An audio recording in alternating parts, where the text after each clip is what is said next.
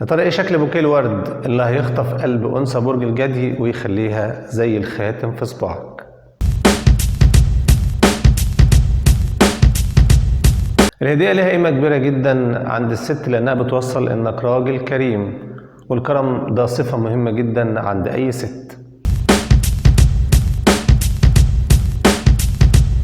لكن لما بتفكر إنك تشتري هدية ورد تحديدا، فأنت هنا مش بتوصل إنك بس كريم، أنت كمان بتوصل إنك راجل راقي ومتحضر وكمان مختلف.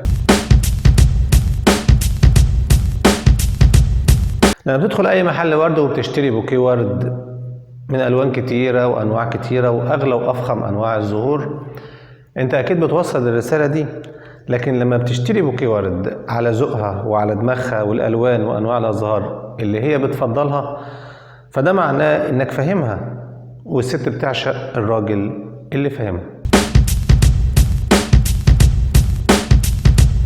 خليك عارف ان الستات مش زي بعض، يعني ما بيفكروش زي بعض، وبالتالي اذواقهم مش زي بعض. يعني بوكيه الورد اللي هيعجب واحدة مش بالضرورة خالص انه يعجب واحدة تانية.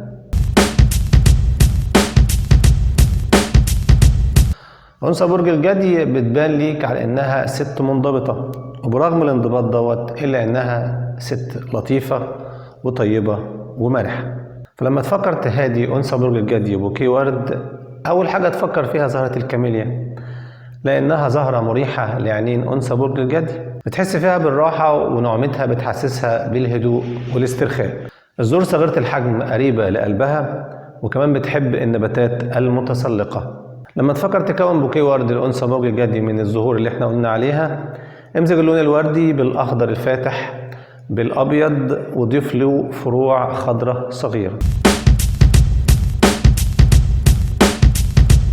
وده يكون الشكل النهائي لبوكيه ورد أنثى برج الجدي. وفي نفس الفيديو ما تنساش تعمل لايك وسبسكرايب وتفعل الجرس واشترك في القناة، وتشير الفيديو لأكبر عدد من أصدقائك عشان تعم الفايدة.